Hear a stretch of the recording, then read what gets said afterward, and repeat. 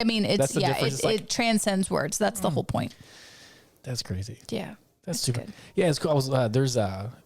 It's India. In India, like Hinduism? Hinduism. Yeah, sorry, I'm bad at vocabulary. So I like ideas, but I'm really bad at vocabulary. Yeah, it's okay. Yeah, like the way they look at God or their gods. They have many gods there, if I'm correct. But the way they look at God is like, we're different.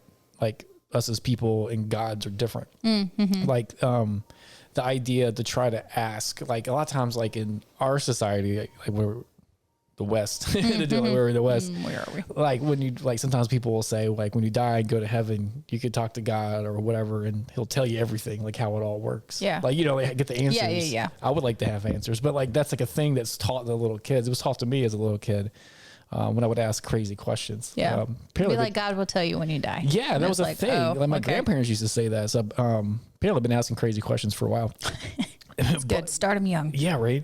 I'm trying to do that with him. Right? Yeah. I don't give him that answer. I try to answer the question, but so in Hinduism or in India, they that notion of getting God to explain how to be God to you is foreign. Yeah. They're like, that doesn't make sense. And they're like, that's silly. Why would you do that? Yeah, and it was kind of explained to me, like if you were like, if that was going to like be a real conversation that you would have, that their God, I can't remember which one, I can't remember right now, would say to you, like, do you need to know how to breathe? Yeah. Do you need to know how your heart beats? It still does it. Yeah. And like, so why are you worried about it? Like that would be like, why are you stressing? You don't need to know that. Like, that's not for us. You know what I mean? Or for you. Right.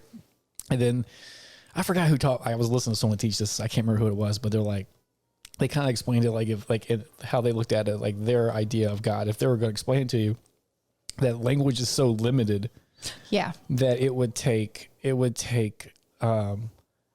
so many pages and fill up so many books and fill up so many libraries across the universe to tell you tell you the secrets of humanity that you wouldn't be able to read it anyway. Yeah. I mean, I think words are very impactful. I think spelling is important.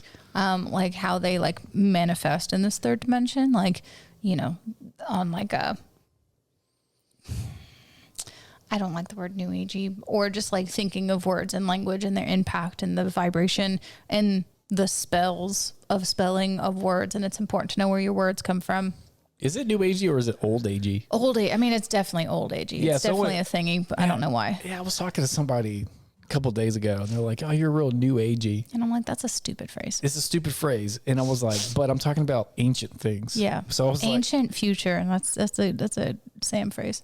Yeah, that's a cool phrase. Yeah. But I was just like, how is it new agey when it's like literally like, it's oldie. It's old agey. Like I'm trying to go back in time and see what they were talking about.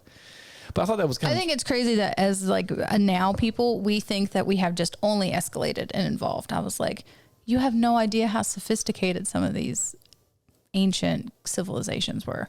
Yeah, well, their view was different. Like or just even on like actual technology, they think they had nothing. They think they didn't have electricity. They had forms of electricity. Like if you go into ancient Egypt, like there's like water aquifers underneath the Great Pyramids. And that's exactly how Nikola Tesla set up his coils. It's exactly how the pyramids are made. If you go into the Great Pyramids, like you can, it's a machine. Yeah.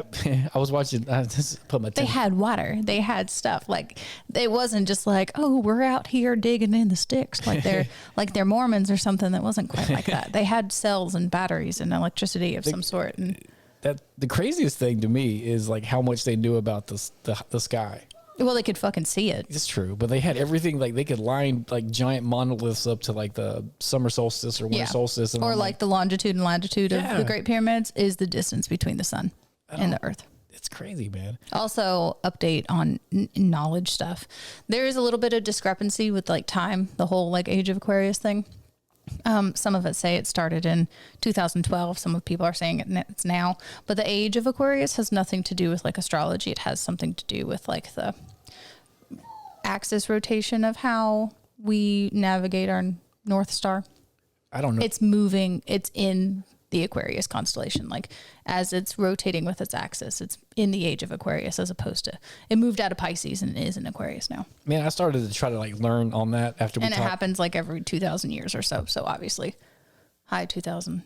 year, place, time. Let's do it. Right now, we're in the 21st century. I was trying to like learn up on that because we were talking about it and like it's a subject that's cool, but like I don't know a lot about. Yeah. So I was like, oh, I need to learn on that. If you want to learn, some of my favorite person that teaches like from the neonatal chart that we talked about last time, her name is Deborah Silverman. She is an astrologist and Don't look at me. I got nothing. Sorry. I got nothing, man. Oh, what's her other title? A socio-psychologist. A socio? I think she said something like a SO something. Okay. I have to read, but her name is Debbie Silverman. She's great.